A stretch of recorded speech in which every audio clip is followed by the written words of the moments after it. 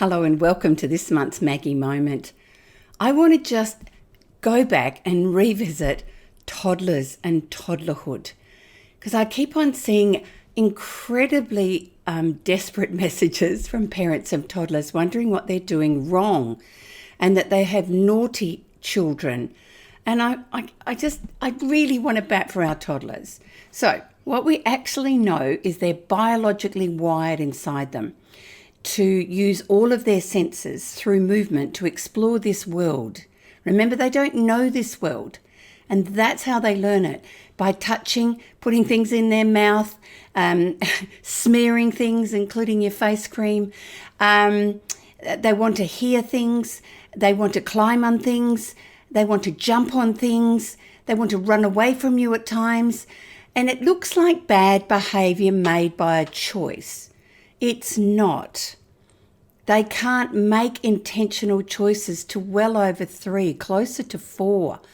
And so I really want us to reframe that the work of toddlers can look like all of the things that you're saying to yourself.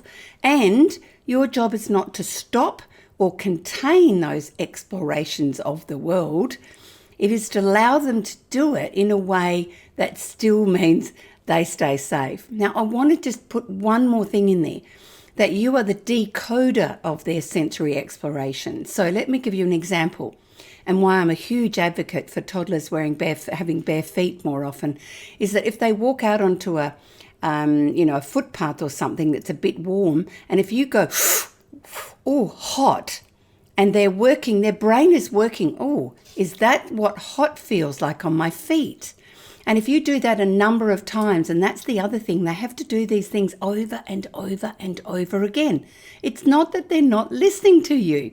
It is the way their little immature brains are making sense of the world. Annoying.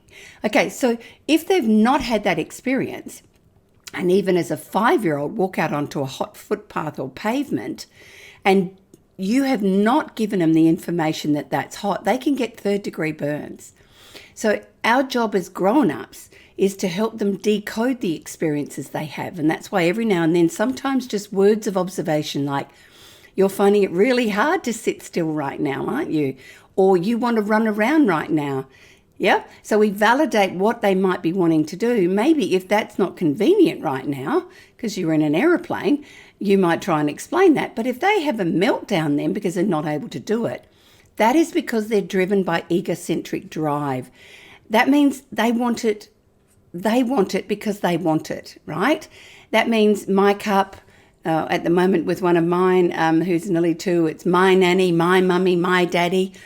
That's exactly what they're meant to be doing. It's not a problem. It's a stage of development. So I just wanted to give you a big shout out. If you're living in toddler land with a couple of them, it is twice as hard. Absolutely. It's exhausting. And when ours come to stay, whoa, I nearly need the afternoon nap if that happens, and I'm in bed by 8 because they've done. Now, the biggest other last message I'm going to give to you is they need to keep moving as much as possible because movement drives all of the senses. And so that's the challenge. Try not to see that you need to contain them. They hate sitting down. If you've got some that won't sit down to eat, that's completely normal. If they're getting fussy with their eating, that's that egocentric, I want to be the boss part. You're not failing as a parent. Toddlers are hard work. Wow, they're so adorable as well. So if you want more information, I have articles on toddlers on my website that you can look at completely free. You gotta love them. And that's all for this month. And you can jump onto my YouTube channel and you can subscribe to my Maggie Moment so you don't miss them. I cover everything from toddlers to teens and beyond. And that's all for this month.